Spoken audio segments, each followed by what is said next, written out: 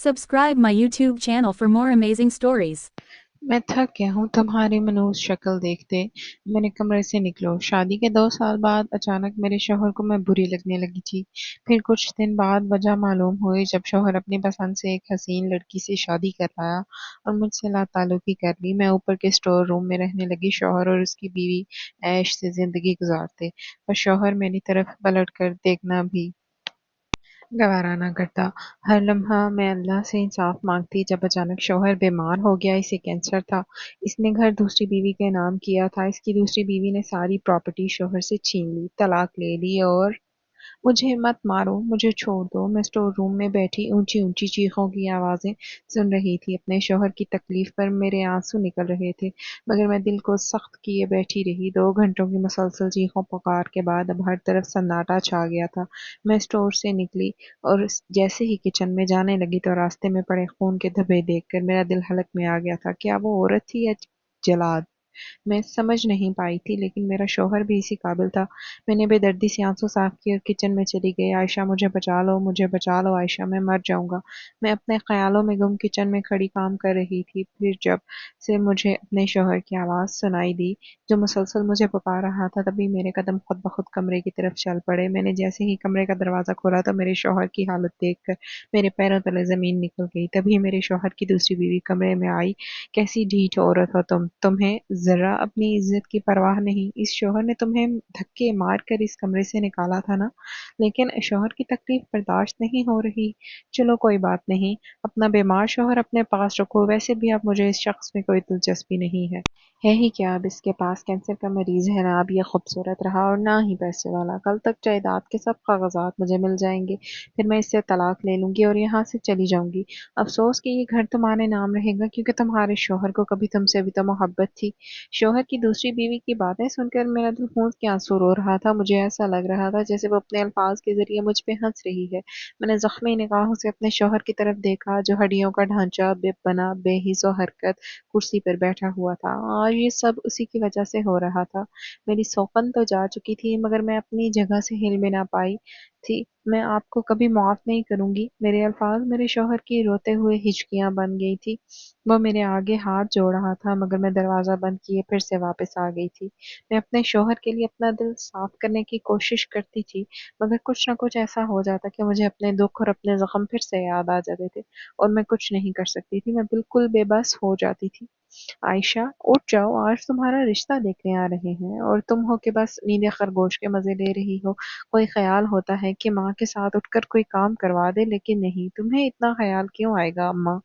आप क्यों हर दूसरे दिन किसी को भी बुला लेती हैं, जबकि आप जानती हैं कि मुझे शादी में कोई दिलचस्पी नहीं है। मैंने मुंह तक कंबल लपेटते हुए अम्मा से कुछ सख्त लहजे में बात की तो अम्मा मेरे पैरों में बैठ गई। तुम क्यों इतनी बागी हो? इस बात को क्यों नहीं समझती कि पांचों उंगलियां बराबर नहीं होती? जो तुम्हारी माँ की किस्मत थी, जरूरी नहीं कि तुम्हारी भी वही किस्मत हो।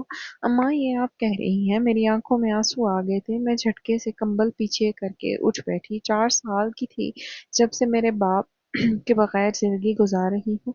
आपको हमेशा मेहनत मजदूरी करते देखा है और जब से खुद होश संभाली है, खुद अपनी ख्वाहिशात पूरी करते करते आधी रह गई हूँ। क्या मुझे कोई हक नहीं था बाप का, प्यार का? या वो कल की आई औरत मुझसे ज्यादा हक रखती थी? आप में इतना ज़र्फ होगा, मगर मुझ में नहीं है। आपने तो ना जाने अब्बा की बेवफाई कैसे बर्दाश्त कर ली, लेकिन कल को अगर मेरे साथ ये सब कुछ हुआ तो मैं बर्दाश्त नहीं कर पाऊंगी। देखो बेटी, इंसान सब कुछ बर्दाश्त कर लेता है और औरत को तो बर्दाश्त के नाम पर ही पैदा किया गया है। औरत में खुदा ने जितनी बर्दाश्त रखी है इस दुनिया में, न किसी जानवर और न किसी इंसान में इतनी बर्दाश्त है। इसलिए ये अल्फाज अपने मुंह से मत निकाला करो। बस अपने लिए दुआ किया करो कि खुदा तुम्हारे हक में हर चीज़ बेहतर हो, आने वाला वक्त तुम्हारे लिए बेहतर हो। अम्मा, आप कुछ भी कहें, मर्द की ज़ात एक जैसी ही होती है। मुझे किसी मर्द पर भी भरोसा नहीं। अब्बा ने मेरा भरोसा चकनाचूर कर दिया है। आंसू तो अम्मा की आंखों में भी थे। इनके लिए इतना आसान नहीं था अब्बा की बेवफाई को हजम करना, मगर उन्होंने मेरी खातिर सब कुछ नज़रअंदाज किया। मैं जब से होश संभाली थी, हम किराए के घर में रह रहे थे। अम्मा वो किराया कहाँ से देती थी, घर का खर्चा कहाँ से पूरा करती थी, मैं नहीं जानती थी। अम्मा ने हमेशा मुझे सिर्फ पढ़ाई पर ध्यान देने को कहा था। जब जब समझ आने लगी तो एहसास हुआ कि अम्मा अकेली सारा दिन घरों में काम कर कर के मेरे खर्चे पूरे कर रही हैं। अब्बा को तो इस बात का एहसास ही नहीं था कि वो अपनी नई दुल्हन के साथ खुश थे और अपने नए बच्चों के साथ राजी थे। तकलीफ में तो बस मैं और मेरी अम्मा थी। इस रोज के बाद मैंने अब्बा की ख्वाहिश करना छोड़ दी। पहले जो मैं अम्मा से जिद किया करती थी कि इन्हें बुरा भला कहा करती थी कि इनकी वजह से ही सब कुछ हुआ होगा, अब्बा ने इन्हें क्यों छोड़ दिया, अब मैं सब्र करने लगी थी। अम्मा को बुरा भला नहीं कहती थी, अब्बा से ज़रूर नफरत होने लगी थी। पढ़ लिख कर एक स्कूल में नौकरी करने लगी तभी जाकर हमारे हालात कुछ बेहतर हुए। अब अम्मा घर पर रहती थी और मैं नौकरी करती थी। मेरी शादी ना करने की एक वजह यह भी थी कि मैं चली जाती तो अम्मा का कौन ख्याल रखता। मगर अम्मा हमेशा ये कहती थी कि मेरे खुदा मेरा मालिक है, जिसने मुझे पैदा किया है वो मुझे रिस्क भी देगा। मगर इस उम्र में अम्मा से कहाँ लोगों के घरों में काम होते, और अम्मा पढ़ी लिखी भी नहीं थी और ना ही कोई और हुनर जानती थी। मगर अम्मा के आगे मेरी एक ना चली। रिश्ते वाले देखने आए और मुझे पसंद कर गए। मुझे तो कोई उम्मीद भी नहीं थी, अलबत्ता अम्मा बहुत खुश थी। इनका कहना था कि रिश्ता बहुत अच्छा है, लोग बहुत अच्छे हैं, मगर मैंने अम्मा की किसी बात पर खुशफहमियां नहीं पाली थी। मैं खामोश रहने लगी थी। हर वक्त बस एक ही फिक्र सताती थी कि अगर मेरा शौहर मेरे बाप जैसा निकला तो मैं क्या करूंगी, कहाँ जाऊंगी। अम्मा में तो इतनी हिम्मत थी, वो मुझे लेकर अपनी ज़िंदगी गुजारने लगी, मगर मेरे अंदर वो हिम्मत कहाँ से आएगी। अल्लाह अल्लाह करके शादी का वक्त करीब आया तो मेरा दिल अब मज़ीद बैठने लगा था। मैं हर वक्त दुआ करती रहती थी कि शादी हुई तो मेरा इस्तकबाल बहुत अच्छे से किया गया, मगर मेरा दिल अभी भी बेचैन था। मेरे घर में मेरी एक सास और बस ही मैं ही रहा करते थे। शौहर सारा दिन काम काज में लगा रहता था और रात को घर आता था, मगर इसका मामूल था कि वो आते हुए मेरे लिए कोई ना कोई तोहफा लेकर आता था। वो मेरी फिक्र करता था, मेरा हर काम मानता था। मुझे कभी इसने महसूस नहीं होने दिया था कि मैं अपना घर बार छोड़ कर आई हूँ। इसकी माँ बहुत अच्छी थी, आदत की भी बहुत अच्छी थी। मुझे तो अपने नसीबों पर यकीन ही नहीं आ रहा था कि मेरे नसीब इतने अच्छे कैसे हो सकते थे, मगर मैंने नहीं जानती थी ये खामोशी तूफान के आने से पहले ही खामोशी है, और मेरी ज़िंदगी में ऐसा तूफान आएगा जो हर चीज़ तहस नहस कर देगा। अम्मा से जब अपने खौफ का जिक्र करती तो अम्मा कहती, खुदा का शुक्र अदा किया करो, नाशुक्री करने वालों से खुदा रहमतें छीन लेता है और आजमाइशों में डाल देता है। खुदा न करे तुम किसी आजमाइश में डलो मगर तुम खुदा की नाशुक्री करती हो। नहीं अम्मा, ऐसा नहीं है। मैं तो हर वक्त अपने रब का शुक्र अदा करती हूँ, मगर न जाने क्यों एक अजीब सा खौफ मेरे दिल में बैठा रहता है। आयशा, तुमने जो अपने माजी में देखा इसकी छाप अभी तक तुम्हारे दिल पर मौजूद है। इसको मिटा दो, एक नई जिंदगी तुम्हारा इंतजार कर रही है। अभी तो जिंदगी बहुत लंबी पड़ी है, अगर इसी खौफ के साथ जिंदगी गुजारोगी तो ये छोटी छोटी खुशियां तुम्हारी मुंतजिर हैं, इनको भी गंवा दोगी। मैं अम्मा की बात पर बहुत परेशान हो गई थी। अम्मा मेरी बात समझने को तैयार ही नहीं थी। मैं क्या महसूस कर रही हूँ ये सिर्फ मैं ही जानती थी। अम्मा, मैं मानती हूँ कि मेरा शौहर मेरे अब्बा से बिल्कुल मुख्तलिफ है, मगर है तो मर्द की जात, बस इसीलिए दिल में एक खौफ सा है जो तुमसे कह दिया। मगर इसी लम्हे मेरे पैरों तले ज़मीन निकल गई जब मेरे शौहर ने कहा, आयशा, तुम मुझ पर अंधा एतबार कर सकती हो। अगर मेरे दिल में ऐसी कोई बात होती तो मैं तुमसे कह देता। मैं अपनी अम्मा का इकलौता बेटा था, मैं कहीं पर शादी कर सकता था। अम्मा मुझे कुछ भी ना कहती। शौहर की बात सुनकर मैं पानी पानी हो गई। मुझे अंदाजा भी ना था कि मेरा शौहर मेरी सारी बातें सुन लेगा। मुझे पता ही ना चला कि वो कब मेरे पीछे आके खड़ा हो गया। नहीं, ऐसी बात नहीं है, मैं तो बस समझ सकता हूँ तुम्हारी बात को। लड़की हो, जो कुछ तुमने अपने माजी में जैसे हालात देखे हैं, तुम्हारा शक करना बनता है। मगर तुम फिक्र मत करो, अब मुझे लगता है कि हमें घर चलना चाहिए, काफी देर हो चुकी है। मैं अपने शौहर की बात पर मुस्कुरा भी ना सकी और खामोशी से सर झुकाए शौहर के साथ चल पड़ी। अम्मा तो मुझसे काफी खफा थी। इनका कहना था कि मैं जानते बूझते अपने शौहर को खुद से बदगुमान कर लिया है। वक्त का काम है गुजरना तो वो गुजर ही जाता है। दिन अच्छे गुजर रहे थे, मगर मैं कुछ दिनों से अपने शौहर को देख रही थी। वो दिन ब दिन घर में देर से आने लगे थे और घर पर आने के बाद भी मुझ पर कोई तवज्जो नहीं दे रहे थे, बल्कि ज्यादातर खामोश रहते थे, फोन में लगे रहते थे। मैं बात करती तो मामूली सा जवाब देते थे। मैं अपने शौहर के सामने कुछ न कहती, मगर तन्हाई महसूस करने लगी थी। मेरे दिल में अब एक ही खौफ था कि अगर मैंने अपने शौहर से कुछ पूछा तो वो कहीं मुझ पर गुस्सा न करने लगे। पहले ही वो मुझसे बदगुमान हो चुके थे। मेरे अल्फाज में न जाने इतनी तकलीफ दी थी कि लेकिन अब मेरे सब्र की इंतहा हो रही थी। मैंने अपने शौहर से पूछा कि क्या बात है, सब ठीक तो है? कुछ کچھ پریشان لگ رہے ہیں تو میرا شوہر معمولی سے انداز میں کہنے لگا، کچھ نہیں، بس سارے دن کی تھکاوٹ ہے، اس وقت آرام کرنا چاہتا ہوں، مگر تمہارے کبھی نہ ختم ہونے والے سوال میری رات کی نیند بھی حرام کر دیتے ہیں۔ آخر تم چاہتی کیا ہو؟ کتنی مرتبہ تمہیں صفائی دینی پڑے گی کہ جیسا تم سوچتی ہو ویسے کچھ بھی نہیں ہے۔ اس روز پہلی مرتبہ میرے اور میرے شوہر کے درمیان بے انتہا جھگڑا ہوا۔ میں ساری رات روتی رہی مگر وہ پرسکون نیند سوتے رہے۔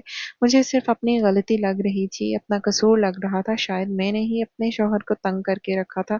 اگلی صبح ناشتے کی میں اس پر میرے شوہر کو میرا بنایا ناشتہ پسند نہیں آ رہا تھا، تبھی وہ غصے سے بولنے لگے۔ میں روتے ہوئے کرسی پر بیٹھی تو میرا شوہر پلیٹ پرکھتے ہوئے اپنے کام پر چلا گیا اور میں بس اس کو جاتے ہوئے راستہ دیکھتی رہی۔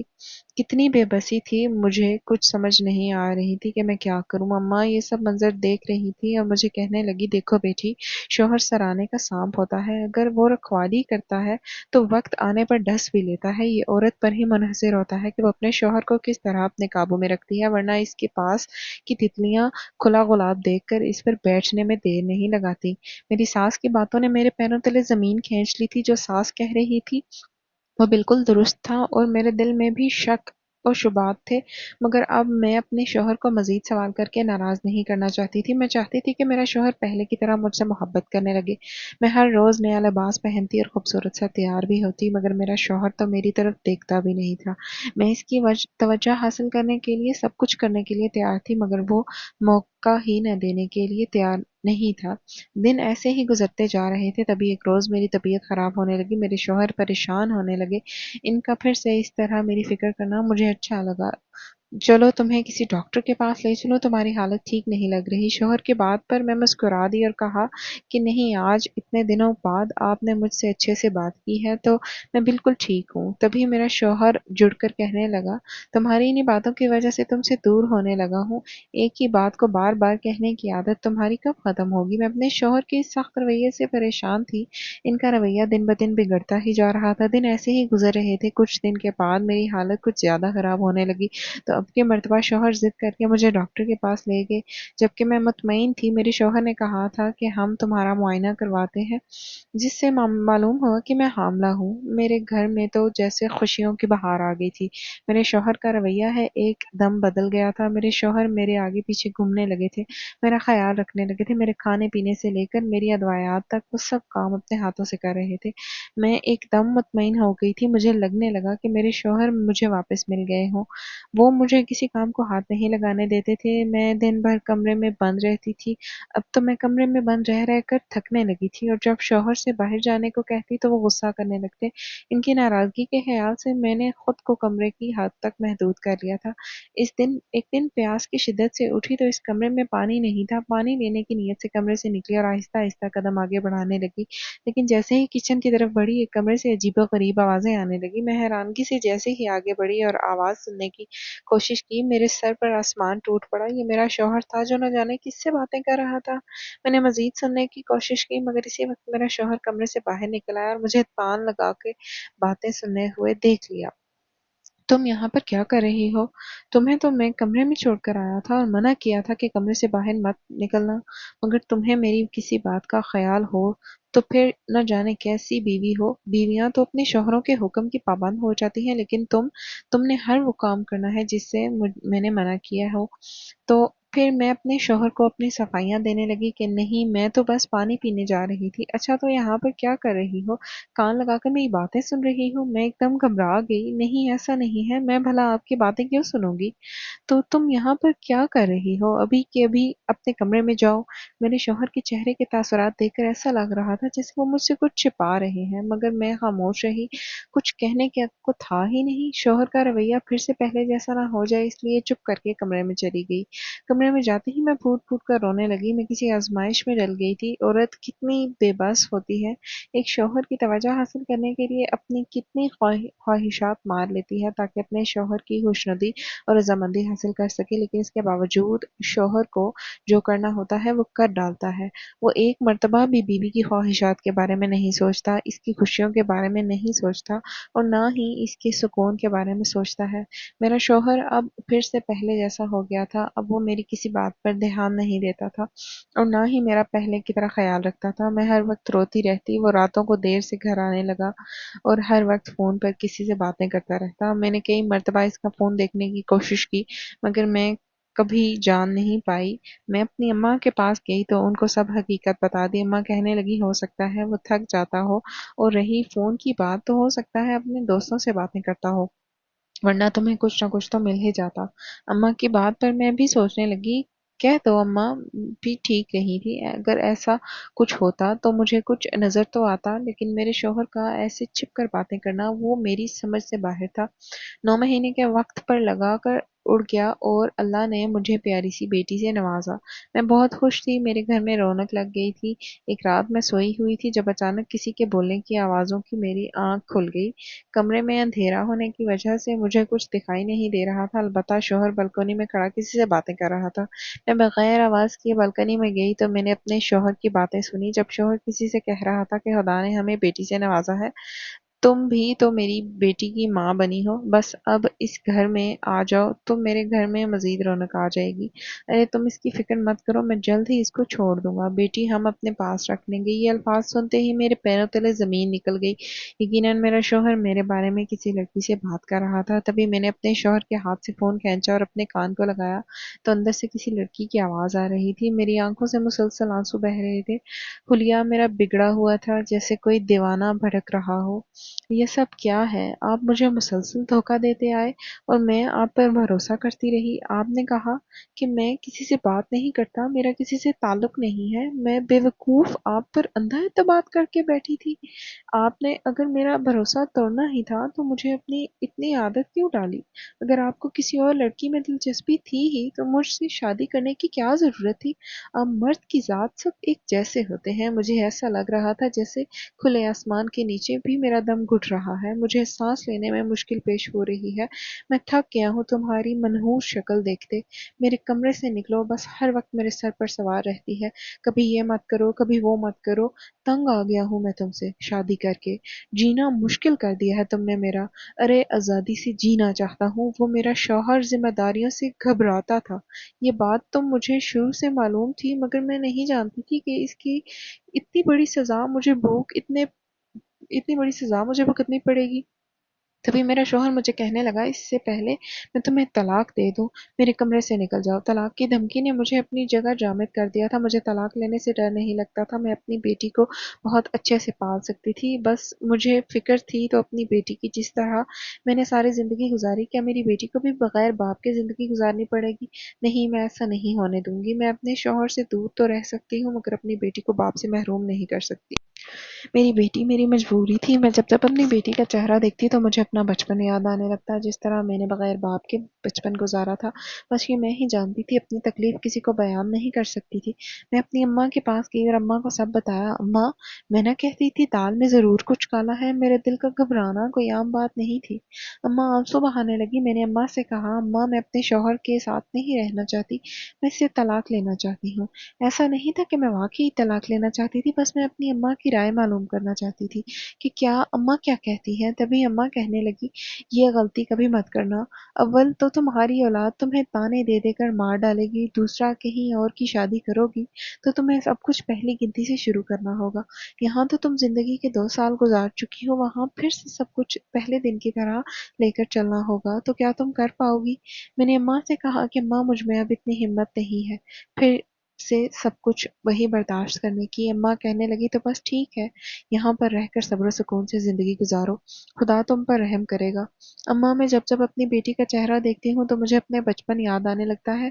मेरी अम्मा मेरी बात सुनकर रोने लगी और कहने लगी, मत कहा करो ये बातें, मुझे तकलीफ होती है। मुझे ऐसा लगता है जैसे तुम्हारी परवरिश में कोई कमी रह गई हो। मैं मानती हूँ कि मैं तुम्हारे बाप की जगह तो न ले सकी, लेकिन मैं जितना कर सकती थी मैंने तुम्हारे लिए किया।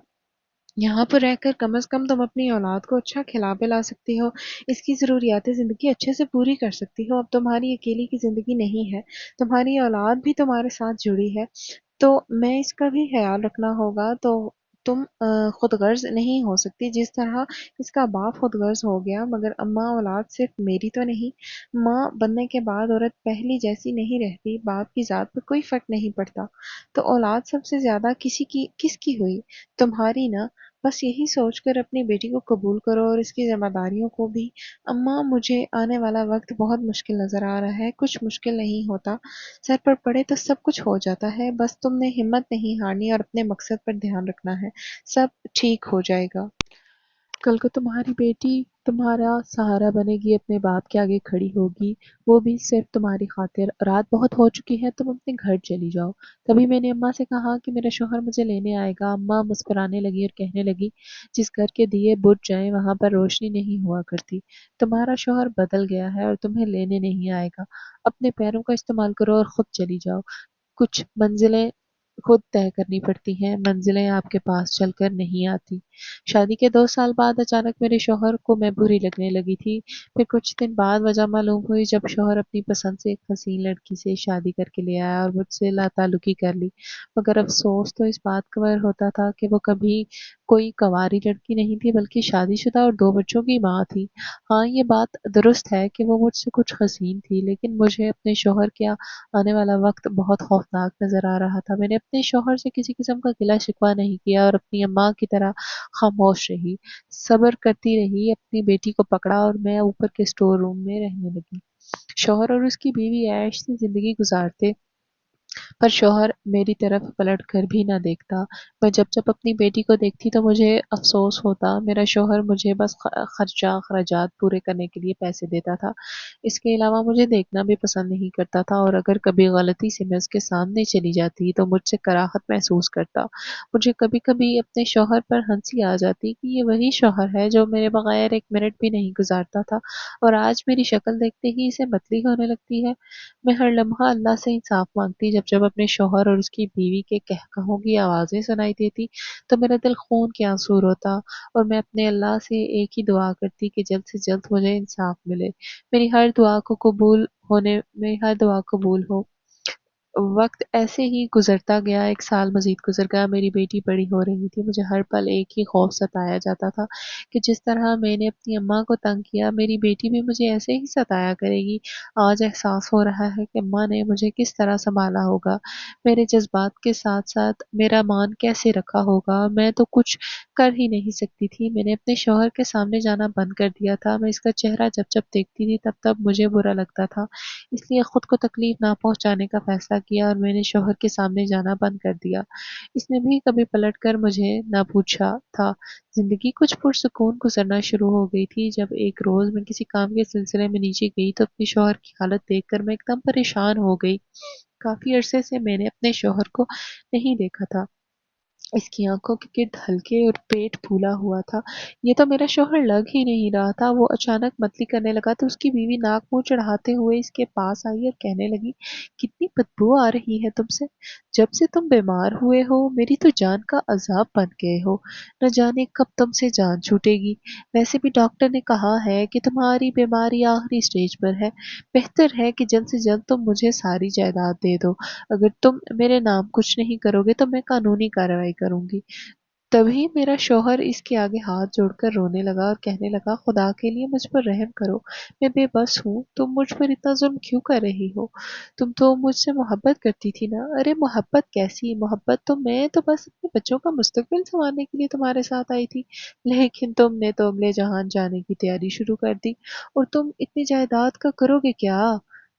क्या तुम्हारी पहली बीवी तुमसे कुछ नहीं। इसने तो खामोशी से अपना कमरा चुन लिया है। वैसे बड़ी अच्छी थी तुम्हारी बीवी।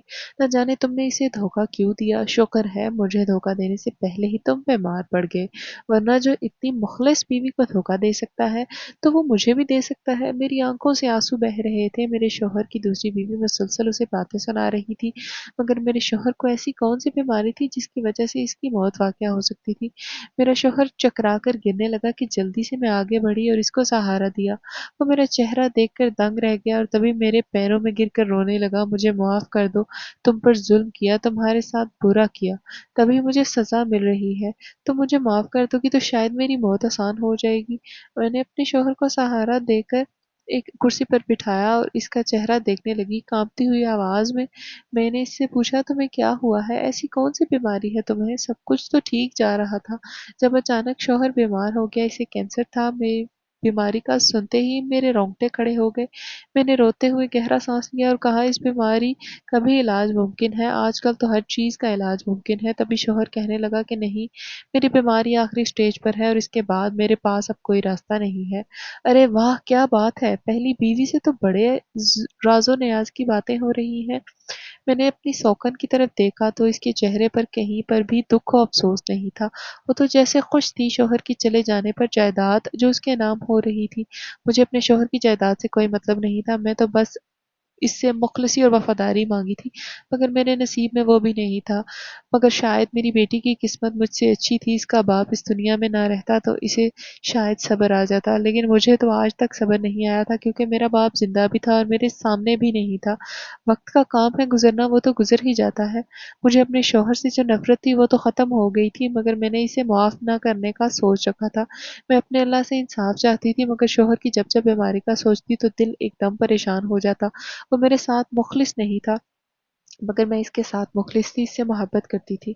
मेरा शौहर अब बिल्कुल बिस्तर पर था, दूसरी बीवी तो इसकी कोई खिदमत नहीं करती थी, अलबत्ता वो कभी कभार मुझे आवाज़ दे देता तो मैं इसके काम से कभी इनकार नहीं करती थी। आज भी ऐसा ही हुआ। मैं किचन में कुछ लेने जा रही थी जब इसके कमरे में चीखों की आवाज़ें आने लगी। जब मेरा नाम ले लेकर मुझे पुकार रहा था, आयशा मुझे बचा लो, आयशा ये मुझे मार डालेगी। मेरे शौहर की दूसरी बीवी घर पर नहीं थी। मैं जल्दी से कमरे में गई तो शौहर की हालत देखकर दंग रह गई। शौहर के पूरे वजूद पर नील के निशान थे, इसके हाथ बंधे हुए थे।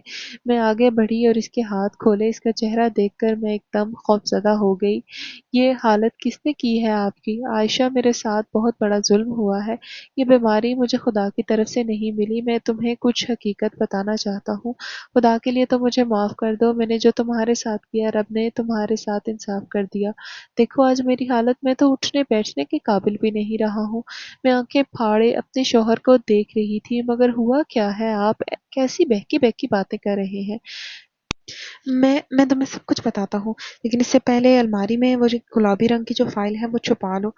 अगर वो भी यहाँ रह गई तो सब कुछ खत्म हो जाएगा। मैं अपनी बेटी के आगे रोज़े क़यामत शर्मिंदा नहीं होना चाहता। पहले ही इसके साथ मैं बहुत ज्यादतियाँ कर चुका हूँ, मगर अब यहाँ पर मैं ज्यादती नहीं होना।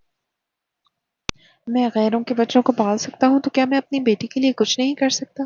मैंने अपनी आंखों से आंसू बेदर्दी से साफ किए और अपने शौहर से कहा कि हमें कुछ नहीं चाहिए आपसे। आपने जो हमें तोहफे दिए, हमारे लिए वही काफ़ी है। हमसे तो अभी तक वही हजम नहीं हो रहे। न चाहते हुए भी मेरे मुंह से तंज निकल रहे थे। मेरा शौहर शर्मिंदगी के मारे चेहरा झुकाए गया और कहने लगा, मेरी दूसरी बीवी मुझ पर बहुत जुल्म करती है, मुझे मारती पीटती है। ये सब कुछ इसी की सोची समझी साजिश है। मुझे लगा कि शायद मेरा शौहर झूठ बोल रहा है, वो मेरी तवज्जो हासिल करने के लिए ये सब बहाने बना रहा है, बीमारी को अपनी बख्शिश का जरिया बना रहा है। तभी मैंने सख्ती से कहा, जो किया था इसका अंजाम भुगत रहे हो। तुम्हें क्या मालूम कि मैंने क्या कुछ बर्दाश्त किया है? तुम्हारी वजह से जो अजियत मैंने बर्दाश्त की है, तुमने तो बहुत ज़रूरत बर्दाश्त की ही नहीं, तो बस जिस्मानी तकलीफ में हो। तकलीफ में मैंने जिस तरह दिन रात गुजारे हैं अब खुद पर आई है तो तुम्हें तकलीफ महसूस हो रही है। तुम्हें महसूस हो रहा है कि तुम्हारे साथ जुल्म हो रहा है, लेकिन जब तुम किसी के साथ जुल्म कर रहे थे तब तुम्हारे होश कहाँ पर थे? तुम्हें एक मर्तबा भी ख्याल नहीं आया कि तुम्हारी छोटी सी बेटी है? मेरा न सही अपने खून का ही एहसास कर लेते। मैं अपने साथ हुआ जुल्म बर्दाश्त कर भी लेती, लेकिन अपनी छोटी की बच्ची के साथ हुई जुल्म और ज्यादती कभी माफ़ नहीं करूंगी। रोज़े क़यामत खुदा के सामने तुम्हारी शिकायत करूंगी। मेरी बातें सुनकर मेरा शौहर से खिसक कर रोने लगा और कहने लगा, तुम ठीक कहती हो, जो मैंने किया इसके बाद यही मेरी सज़ा है। लेकिन मैं सच कह रहा हूँ, इस फाइल में मैंने अपनी बच्ची के लिए कुछ कागजात रखे हैं, कुछ जायदाद जो मैंने अपनी दूसरी बीवी से बचा रखी है। इस पर अपने दस्तखत करके अपने पास रख लो। मेरी ज़िंदगी में ही ये काम कर लो तो बेहतर है, वरना मेरी दूसरी बीवी तुम्हारे पास वो भी नहीं रहने देगी और ये छत भी तुमसे ले लेगी। मैंने गहरा सांस लिया और अलमारी की तरफ बढ़ी, वहां से फाइल निकाली और एक कागज जमीन पर गिर गया। वो शायद मेरे शौहर के अस्पताल का पर्चा था। मैंने जैसे ही वो पर्चा उठाया, उस पर लिखी तहरीर पढ़कर मुझे लगा कि सातों आसमान मेरी इर्द गिर्द घूम रहे हैं। नहीं, ऐसा नहीं हो सकता। ये सब क्या है? क्या कोई इतना जुल्म कैसे हो सकता है? मेरे शौहर की दूसरी बीवी ने जहरीली अदवायात मेरे शौहर को खिला खिला कर इसको इस मकाम तक पहुंचाया था। मेरे शौहर को जिगर का कैंसर था और ये सब गलत अदवायात देने की वजह से था। میں اپنے شوہر کے پاس آئی اور آ کر کہا، کیا تم یہ سب جانتے ہو؟ میرا شوہر حیرت سے مجھے دیکھنے لگا اور کہنے لگا، کیا؟ میں نے اپنے شوہر سے کہا کہ تمہاری بیوی نے تمہیں غلط ادویات دے کر تمہیں بیمار کیا ہے، کیا یہ بات تم جانتے تھے؟ تبھی میرا شوہر مسکرانے لگا اور کہنے لگا، ہاں مجھے بھی کچھ دیر پہلے ہی معلوم ہوا ہے، جب میں بہت بیمار رہنے لگا تھا اور جب میں نے اپنا معائنہ کروایا تو میرے قریبی دوست جو ڈاکٹر ہیں اس نے مجھے بتایا، لیکن تب تک بہت دیر ہو چکی تھی۔ وہ زہریلی ادویات میرے پورے جگر میں پھیل چکی تھی، پورے وجود میں پھیل چکی تھی، اب کچھ نہیں ہو سکتا تھا۔ میں نے اپنے شوہر سے کہا، اس کے باوجود تم نے اپنی بیوی کو اپنے ساتھ رکھا ہوا ہے، اسے سزا کیوں نہیں دلوائی؟ کیسے دلواتا اسے سزا؟ اپنے کیے کا ہی بھگت رہا ہوں، مگر ہے جو ہونا تھا سو ہو گیا، شاید میری موت ایسے ہی لکھی تھی۔ تبھی میری سوکن کمرے میں آئی اور اونچی اونچی آواز میں ہنسنے لگی اور کہنے لگی، میں نے ساری جائیداد اپنے نام کر لی ہے، مگر اب میں تمہارے ساتھ رہنا نہیں چاہتی، کیا کروں گی تم جیسے اپاہج کے ساتھ رہ کر؟ گھر تو تمہیں یاد ہوگا جو تم نے حق مہر میں مجھے دے دیا تھا۔ میں اپنے شوہر کی بے وقوفی پر دنگ رہ گئی تھی۔ میں نے حیرت اور بے یقینی سے اپنے شوہر کی طرف دیکھا جس نے اپنے ہاتھوں سے اپنے پیروں پر کلہاڑی ماری تھی۔ اس نے گھر دوسری بیوی کے نام کیا تھا، اس کی دوسری بیوی نے ساری پراپرٹی چھین لی تھی۔ کچھ دن تو شوہر کی بیوی کے ساتھ رہی، اسی دوران میرے دماغ میں ایک منصوبہ تیار ہونے لگا۔ میں نے اسی منصوبے کے تحت پولیس کا سہارا لیتے ہوئے شوہر کی بیوی کو پکڑوانے کی سازش رچی۔ ایک روز میرے شوہر کی بیوی میرے شوہر کے پاس آئی اور آ کر کہنے لگی کہ تم مجھ سے طلاق چاہیے، اگر وہ خلا لے لیتی تو حق مہر کا گھر اسے چھوڑنا پڑتا، البتہ اگر اسے طلاق ہوتی تو شوہر کو وہ گھر بھی اسے دینا پڑتا۔ شوہر تو اس بات پر بضد تھا کہ وہ ایسا نہیں کرے گا، اور جب شوہر طلاق نہ دینے کا کہتا تو دوسری بیوی اس پر ظلم کرتی، اسے مارتی پیٹتی۔ وہ ہڈیوں کا ڈھانچہ بنا اپنے لیے کچھ بھی نہیں کر سکتا تھا، خود کو بچانے کے لیے کوئی کوشش بھی نہیں کر سکتا تھا۔ میرا شوہر چیخ چیخ کر مجھے آوازیں دیتا رہا۔ میں اپنے شوہر کے پاس گئی تو کہنے لگا، مجھ سے اب یہ ظلم برداشت نہیں ہوتا، خدا کے لیے تم ہی مجھے کچھ دے دو ایسا کہ میں اس دنیا سے چلا جاؤں۔ وہ مجھے تڑپا تڑپا کر مار رہی ہے اور میرا وجود اس قابل نہیں ہے کہ میں اس مار کو برداشت کر سکوں۔ میں نے اپنے شوہر سے کہا، تو عقل مندی دکھاؤ اور اسے طلاق دے دو، ایک گھر ہی تو ہے نا، جہاں اتنی جائیداد اس کے نام کی ہے وہاں ایک گھر اور صحیح۔ تبھی میرا شوہر کہنے لگا کہ وہ گلابی فائل اسی گھر کی ہے، اگر وہ گھر بھی چلا گیا تو تمہارے پاس کچھ بھی نہیں رہے گا، یہ چھت تو پہلے ہی اس کے نام پر ہے، تمہیں در در کی ٹھوکریں کھانی پڑیں گی۔ تبھی میں نے اپنے شوہر سے کہا، تم فکر مت کرو، میں نے جو سوچ رکھا ہے اس کے بعد تمہاری دوسری بیوی تم سے کچھ نہیں چھین سکتی۔ میرے شوہر کی دوسری بیوی نے جو شوہر سے طلاق لے لی اور گھر سے بھاگنے لگی تھی، جب پولیس نے اسے گرفتار کر لیا، کارروائی کرنے کے بعد معلوم ہوا کہ میرا شوہر اکیلا نہیں جس کے ساتھ یہ ظلم ہوا ہے، اس نے نہ جانے کتنے ہی لڑکوں کو پھنسایا اور پھر ان کو ایسے ہی مار کر فرار ہو جاتی۔